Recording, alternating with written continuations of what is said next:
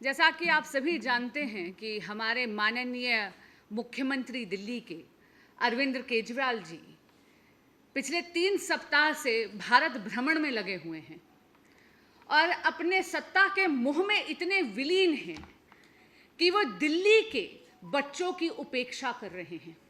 और कौन से बच्चे? वो बच्चे जिनके साथ दुष्कर्म हुआ है। पिछले 9 महीने से एक फाइल केजरीवाल सरकार की टेबल की धूल चाट रही है, जिसके तहत 1 नहीं 2 नहीं बल्कि 20 ऐसे मामले जिसमें बच्चों के साथ दुष्कर्म हुआ है, सेक्सुअल वायलेंस हुई है, यानी कि पॉक्सो के तहत जो मैटर्स प्रोसिक्यूट होने चाहिए वो फाइल धूल चाट रही है केजरीवाल सरकार के मंत्रियों की मेजों पर। और क्यों? क्योंकि पॉक्सो के तहत ये ट्रायल 1 वर्ष में होना चाहिए। 1 वर्ष में जो ट्रायल खत्म हो जाना चाहिए, वहां पर केजरीवाल सरकार ने 9 महीने वेस्ट कर दिए और ना सीनियर पब्लिक प्रोसिक्यूटर्स अपॉइंट करे हैं, ना उन्होंने पब्लिक प्रोसिक्यूटर्स नियुक्त करे हैं। आप जरा टाइमलाइन देखिए।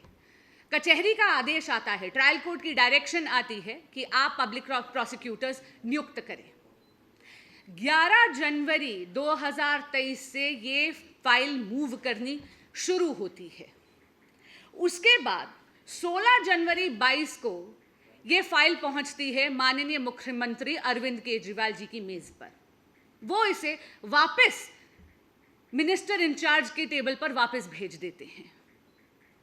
6 फरवरी 2023 से ये फाइल जो है केजरीवाल सरकार की मंत्रियों के चक्रव्यूह में फंस जाती है और 8 मई 2023 से ये आदरणीय मुख्यमंत्री अरविंद केजरीवाल जी की मेज की शोभा बढ़ा रही है। हमारे यहाँ कहते हैं justice delayed is justice denied. यदि न्याय आपको विलंब से मिले तो वो भी अन्याय का पर्याय बन जाता है। जैसे मैंने आपको कहा, स्टैट्यूट ये प्रोवाइड करता है कि 1 वर्ष में ये कार्रवाई समाप्त हो जानी चाहिए।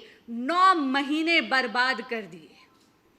एक पब्लिक प्रोसिक्यूटर अगर आप उसकी नियुक्ति नहीं करेंगे तो ये कार्रवाई कैसे बढ़ेगी और कैसे आगे चलेगी?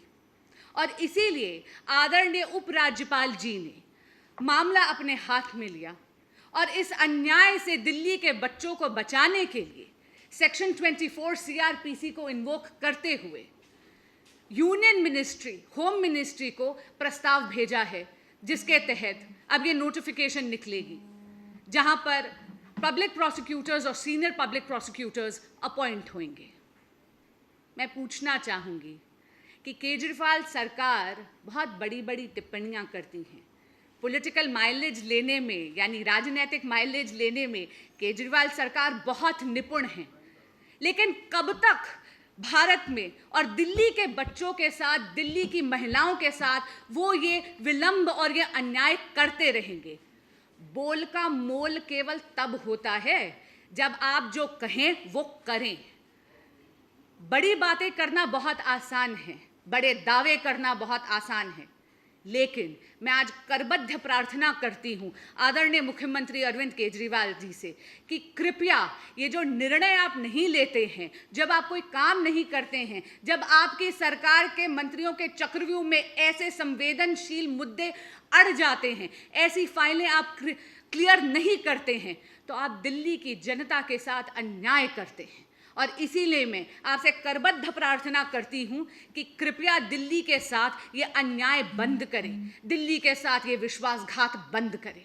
और हाँ, भाजपा के कार्यकर्ती होने के नाते, एक महिला होने के नाते, एक वकील होने के नाते मैं आदरणीय उपराज्यपाल जी का धन्यवाद करती हूं कि एक कार्रवाई थोड़ी अब आगे बढ़ेगी और दिल्ली के उन बच्चों को न्याय मिल पाएगा। जी, जैसे मैंने कहा, पॉलिटिकल माइलेज जो है उसको लेने में केजरीवाल सरकार बहुत ज़्यादा निपुण है और इसीलिए वो जब भी होता है तो किसी ना किसी और के सर जो है एक ठीकरा फोड़ देते हैं। लेकिन यहाँ तो विलंब उनके हाथों हो रहा है, उनके सरकार के हाथों हो रहा है। पर आपके प्रश्न में मैं एक और प्रश्न पूछना चाहूँगी, खासकर कि स्वाति मालीवाल जी से, जो DCW की हेड हैं। मैं पूछना चाहूँगी, क्या वो तो हमेशा बच्चों और महिलाओं के लिए, उनके अधिकार के लिए आवाज उठाती हैं। क्या आज वो केजरीवाल सरकार ने ये जो विलंब करा है, क्या इसका वो समर्थन करती है? जी, ये दोहरी राजनीति बिल्कुल नहीं है। वहाँ पर एफआईआर दर्ज हो चुकी है, अब वो पुलिस के अधिकार क्षेत्र में है, इन्वेस्टिगेटिंग एजेंसीज के अधिकार क्षेत्र में है। और देखिए, मेरा अगाध विश्वास है इस देश की न्याय प्रणाली पर। मैं जानती हूँ कि इन्वेस्टिगेटिव प्रोसेस के बाद जुडिशल प्रोसेस अपना जो है एक टर्न ज़रूर लेगा, एक नेचुरल कोर्स ज़रूर लेगा, लेकिन यहाँ तो बात एफआईआर से बहुत आगे बढ़ चुकी है। ये तो मामला कचहरी में उलझा हुआ है।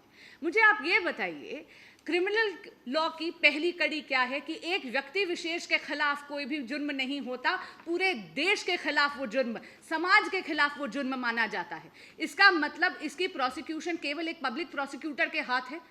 आप अगर पब्लिक प्रोसिक्यूटर की नियुक्ति ही नहीं करेंगे तो वो केस आगे कैसे बढ़ेगा? और वहां पर मुझे आप सच बताइए, इस विलंब की एक्सप्लेनेशन क्या है?